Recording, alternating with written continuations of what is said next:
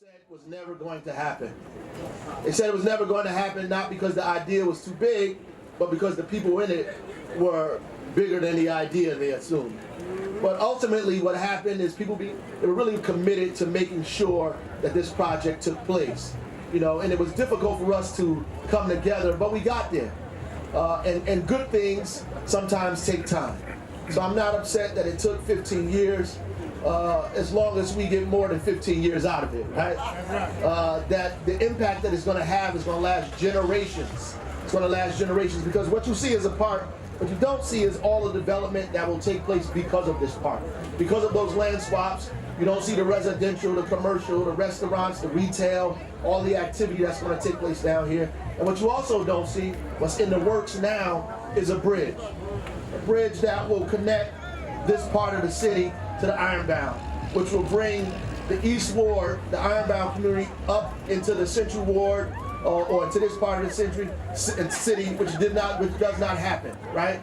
It gives people access to the train station, access to Prudential Arena, access to New Jersey Performing Arts Center, access to even City Hall, Lincoln Park, and it allows us to bring people from the South Ward, from the West Ward, from parts of the Central Ward, parts of the North Ward, down to a park which we're going to consider a convening of our city to exchange our multicultural values, our culture, our history, to be able to do this in one park. And that's what I see when I see Mulberry Commons. I just don't see grass and trees.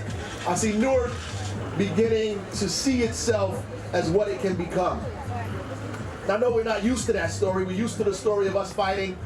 We're used to the story of shots. We're used to the stories of corruption. We're used to the stories of the things, us destroying one another, because those are the things that we uphold. In fact, those are the things that sell. We can't be angry for people to try to sell those things, because those are the things we buy. But today we're selling you something different. Yeah. We're selling you a story of a city that's on a comeback. Yeah.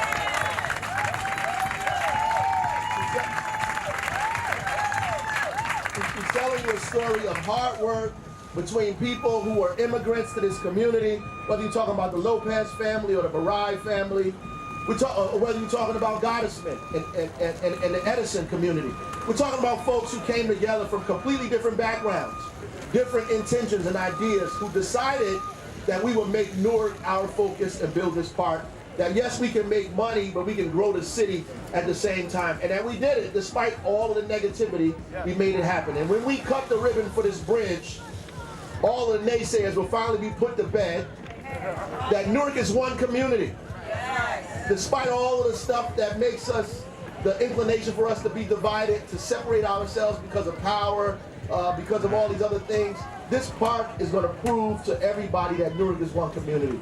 I'm excited about it, and I'm excited about what's going to happen down here. And if somebody tells me that they're building a park for them, then they're saying it wrong. This park is for all of us. And I invite you who don't even live here to come and enjoy our park here in the city of Newark. And after you hang out in the park, go check a Devils game out. Come to a concert. Before you go there, go eat at Don Pepe's restaurant.